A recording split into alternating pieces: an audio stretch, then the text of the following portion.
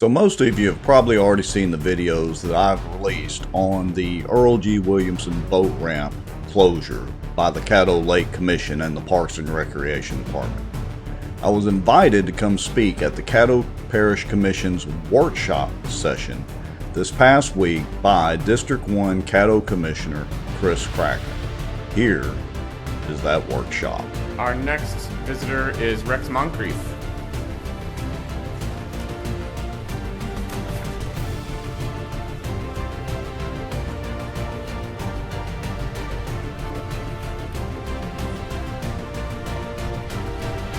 Okay, well, I don't have a PowerPoint or any pictures to show, so y'all have to just bear with me and kind of use your imaginations. My name is Kracman. I live at 2208 Hickory Ridge Drive across the river over in Bossier City. My background is I'm an avid fisherman on Caddo Lake and many of the area lakes around here. I'm the host of a podcast with the outdoors and also do two political podcasts as well.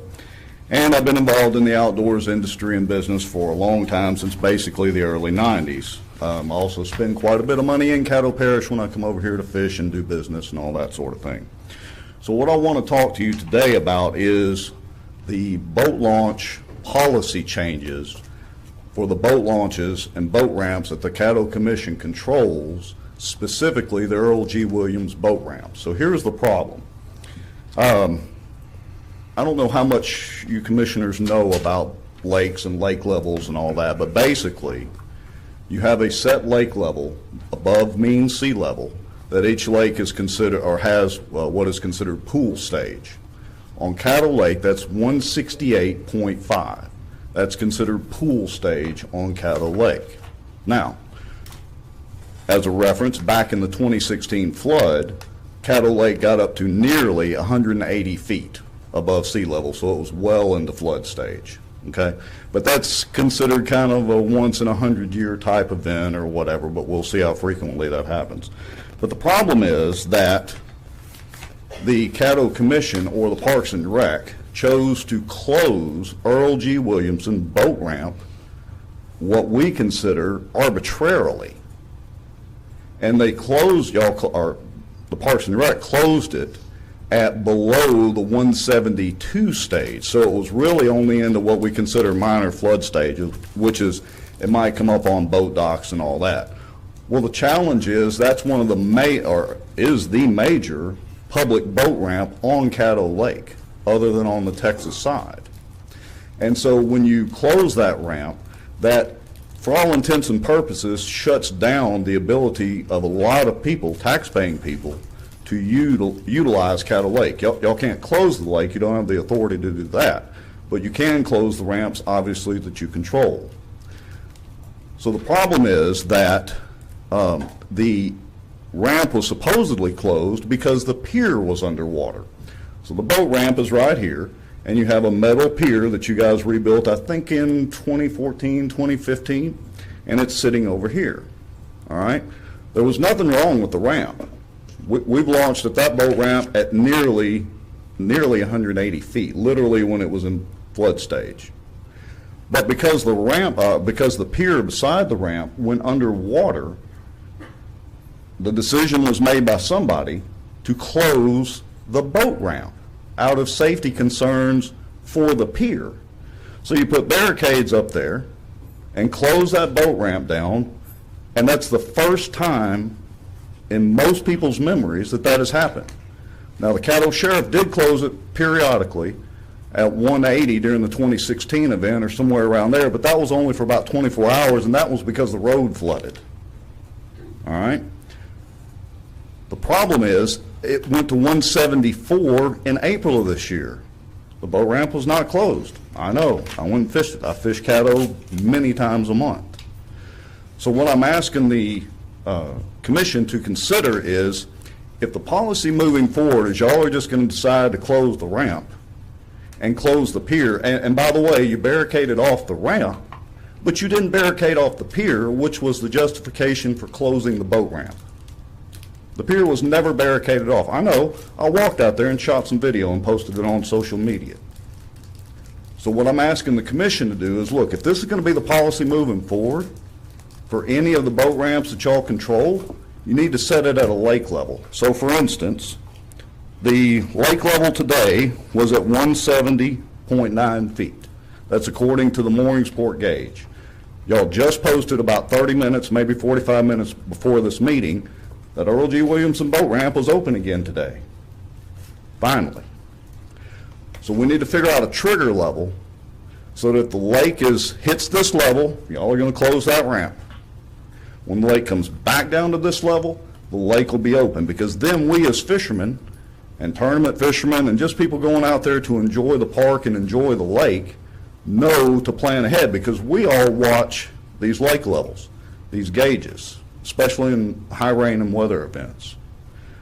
So that's my presentation, is to ask you guys to come up with a consistent plan for closing those lakes, or closing those boat ramps, which effectively closes the lake in many cases, and set consistent levels to do that, because you've never closed that boat ramp before.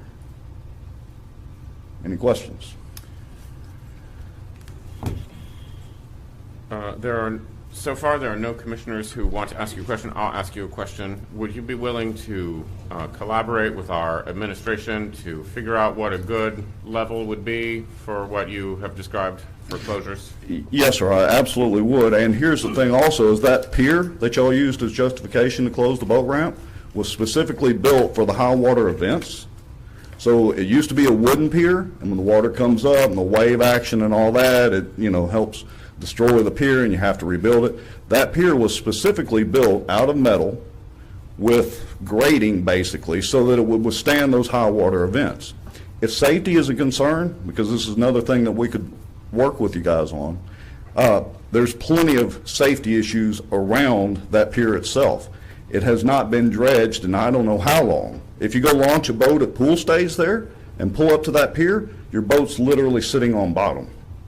There are still poles out there where there was a Salvinia boom up previously, and the Salvinia boom has been removed, but the poles are still sitting there. So when you pull your boat up there to dock, and if you're not paying close attention, or it's early morning, or somebody's new to the lake, when they go to back their boat out, they run into those poles. One of the poles is crooked because it's been hit I don't know how many times. There's still concrete chunks at pool stage beside the ramp that need to be removed. Y'all went and did a wonderful job of redoing the park itself, but y'all neglected some major things that are wrong with that ramp. And I'd be glad to work with anybody with the commission to address that. Thank you. I appreciate that very much. And it sounds like we have some improvements to do on that boat ramp. It is an important part of our parish and our park system. Commissioner Kracman has a comment or question for you. Well, first, I'd like to say thank you for coming over, coming all the way over the river. Doing a little trespassing. But, I was inundated with emails and phone calls about the ramp being closed. And then my friend Rex here made it worse by going live and pointing out to everybody and their brother that it was closed. And so I said, well, shoot, he can come over here. He has more authority to speak on it than me because he's on it, on a weekly basis. All I know is I like to fish. I don't know a whole lot about the lake level situation, except for I had friends that lost their homes in 16. I do know that we had a grant that went through like 4 years ago, for the fishing pier, I think it was, or the fishing dock. I don't know if that includes the pier or not, but I do think it's important for us to get some kind of standard in black and white, whether it be the lake level or, if you can't see the channel markers, we can close the ramps or, something of that nature. But I think it's important to get it figured out to where everybody's going by the same thing. I know last Thursday, the Village of Mooringsport opened their ramp, that's what, 4 or 5 days before us. And I asked the officer that opened it, why did you open it? And he said, well, it seemed fine to me. Right. And he said, we don't have anything in writing that says when to open or close. We just close it whenever we feel that it's unsafe, and we open it whenever we feel that it's safe. And so I think it's important for us to adopt something, and I appreciate you coming down, and I hope you get with administration or Director Wesley and give us some good ideas, please, because I have none. Well, absolutely, and it's interesting you mentioned that too with the fishing pier, because the fishing pier was barricaded off, but again, the boat ramp was barricaded off, but the pier used to justify the closure of the ramp was not barricaded off, and it was supposed to be the one with the safety concern. And I think you're exactly correct. There, virtually all the other boat ramps, the private boat ramps and public, were opened back up on Caddo days before the main boat ramp on Caddo was actually open over safety concerns that have never happened before, ever. And I think we've had 4 fishing tournaments in the last 2 weeks that have had to relocate or Yes. cancel. So, that's, the campgrounds over there is a source of revenue. And then all the gas stations, bait shops, restaurants that are in my area and up in Old City, they miss out on a lot of revenue on that sort of thing as well. So thank you for coming down. Thank you. Any other questions? Commissioner Burrell has a question. Thank you, Mr. President. Madam Administrator, our Parks and Recreation are the ones who handle this issue. Yes, yes, sir. The Parks and Recreation is the one who makes the recommendation as to whether or not to close the boat launch, and we will work. The Parks and Recreation Department will work to determine if there are any changes or adjusting any policies that may need to be made. We've heard Mr. Moncrief, and we did hear from citizens while it was closed, and so we'll look to see if there are any adjustments that need to be made. Well, I was just going to ask Mr. Moncrief, have you shared that information with the proper parties in order to register your concerns? Not that we would do what you say, but at least you had recommendations that. Right. Well, to be fair and to answer that question, I did not reach out to the Parks and Recreation Administrator. Whatever I did, send in 2 public information requests, one today and then I think one on Friday, for any information or documentation or concern, policies or anything else concerning the ramp closures, because it's not just Earl G, whatever other ramps the Caddo Commission controls. I think there's Black Bayou at Halston or whatever, so honestly they need to be have a similar policy set. But I did not reach back out to the Parks Administrator. As a matter of fact, I talked to the Sheriff's Department up there to see if they were responsible for closing the ramp, and they informed me that, well, the simple answer was they didn't do it, and the response that they had gotten was, well, the pier's still underwater. Well, that pier's been underwater. I don't know how many times I've literally waded out there to my boat to go put it in. This is not the first time, and that's the problem we all have. Well, the reason why I was asking, I was going to ask the administration to take your concerns into consideration, but if it does not change things, at least you can bring back to us that Sure. we can't change it because of these reasons, because it appears that you have a view of what should be or could be under the circumstances, and we have certain obligations ourselves that we have to maintain. So I'm sure we can find a happy medium there somewhere. Yes, sir. Like I said, I'd be glad to offer any suggestions or give my 2 cents. But again, I'll restate, the problem has been the inconsistency. That lake has been up in the parking lot of Earl G. Williamson boat launch, and I have launched my boat there, which puts that dock 6-7 feet, that pier, underwater. And the Earl G. Williamson ramp was never closed. Okay. And so that's the biggest issue we have. It's not what I consider, it's the past history. Okay. Madam Administrator, we can do that, can't we? Yes, sir. We will look to see what our policy, if we have a written policy, and try to make sure that our policies, the public is aware of what that is. If we don't have something, so they can understand when the launch would be closed. Yeah, basically what the trigger levels are is all we're asking. But we're going to always Yes. take safety, Yes, sir. play safety first. And That should be sometimes the you- legitimate concern, yes, sir. But again, there are many other safety things. So for instance, the fishing pier that Mr. Kracman was talking about has been in disrepair for quite a while. That is yet to be fixed, even when it was open. The very pier we're talking about that precipitated the closure of the Earl G. Williamson boat ramp itself, the ladder on it has been falling over for about 2 months now. I've often thought about taking my own impact drills and fixing the thing. So if we're going to talk about safety, I agree 100%, we need to be consistent on the safety. Well, we'll address your issue. I don't know about these other issues that you're talking about. I'm sure that the administration will look into that too. Yes, sir, thank you. Okay, thank you, Mr. President. Thank you, Commissioner Burrell. Thank you so much, Mr. Moncrief. Thank you. I had a question. Oh, okay. very- Oh, yeah, I see you on the board That's now. okay, very Commissioner Greg Young. Thank you, Mr. President. The 2016 flood that you've cited in your remarks was a catastrophic flood for people who live around Cross Lake and some of the other bodies of water in our area, including the Red River. At what level on Caddo Lake, a lake that I'm not really familiar with in terms of the levels, of flood levels? Right. At what levels have you been able to identify, or if you have knowledge about, that this water levels begin to damage property?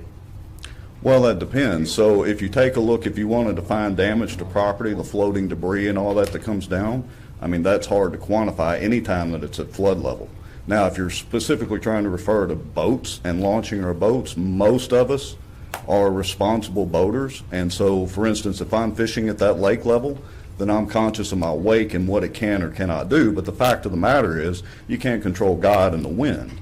So even though my boat wake may only throw a wake this tall, if you have a 10-mile-an-hour south or southwest wind, generates 3 to 4 foot rollers at Earl G Williamson boat ramp, for example. Those rollers move across the whole lake unimpeded. So from a pure fisherman standpoint, and the fact of the matter is, none of these lakes were designed with the property owners in mind. They're designed for water conservation. They're designed for fishing, sports. The property owners, I hate to say it, because I have a lot of friends that own property on the lakes, but the property owners are really about third on the list of that. But to answer your question, I think you're driving at, we all try to be very conscious when we're on the water when it is a high water situation. Number one, our own safety is a concern, because you have high water, you have current, which a lot of people around here are not used to from Louisiana. But we always try to be conscious of that and try to minimize any potential damage. But typically, our boat wakes don't do any more damage than the waves themselves do. Right, but to your point, I mean, based on your representation here today, just as an objective observer, you seem like a very responsible person, and you really have, your interests. I think your interests are very genuine and legitimate, and I appreciate you coming forward. But as someone who's been around Cross Lake for the last over 30 years, I can tell you that 2016 flood event Right. Was catastrophic for people who live on Cross Lake. Right. And what happens is that you have a lot of people's homes, a great deal of people's homes that's already inundated with flood water. And so if you have irresponsible fishermen or joyriders on boats who are out there making those waves, then you can add up to about 18 more inches of waves. And I know some of my neighbors, their homes were already being visited by water. And so when you have irresponsible boaters out there, it caused those waves to come all the way up into some other people's homes who otherwise wouldn't have been impacted. And so what we find ourselves doing is trying to balance the public interest. Right. The fishermen have an interest. You want to fish, you want to enjoy the lake. But we also have a responsibility to people who live along the lake. Mm-hmm. And so that's what I'm sure, I can't speak for Parks and Recreation, but I'm sure that some of these factors weigh heavily on decision makers. With all due respect, if y'all had published a deal that said we're going to close the lake at below 172 out of safety concerns for houses, we might could have accepted that. You just arbitrarily closed the lake and said it was because of the danger of the pier, which was underwater, which has literally been underwater every time the lake comes up. So I appreciate your concerns, and that's not for me to make that decision. That's for all of y'all to figure out where those concerns are. But I can just tell you that the justification of the pier itself being underwater as a safety concern is ridiculous, to be quite honest. Appreciate it. Thank you. Any other questions? That's all. Thank you. Thank you, Commissioner Young. Thank you, Mr. Moncrief. So now I'm going to follow up with my public information requests and follow up with Patrick Wesley of the Parks and Recreation Department to see if we can get some consistency where the Caddo Commission and the Parks and Rec Department won't just arbitrarily decide to close the boat ramps at Caddo Lake or any of the other parks and lakes and boat ramps that they manage. Like and follow the Outdoor News on Facebook, YouTube, and now TikTok for original, quality content.